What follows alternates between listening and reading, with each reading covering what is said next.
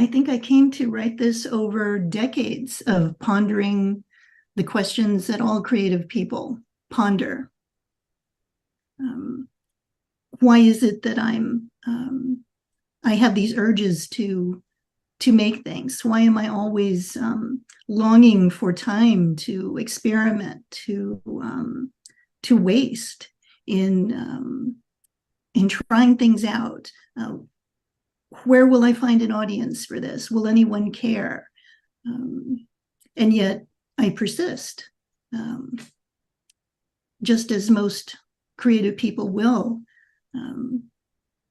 regardless of the odds against that it is not a sensible thing to be doing.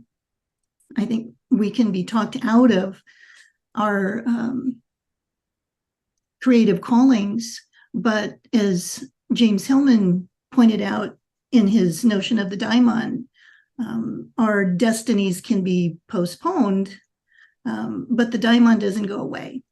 So I think my story is not so unusual in that in midlife, that daimonic nudging or reminder came to be very much at the forefront of my life.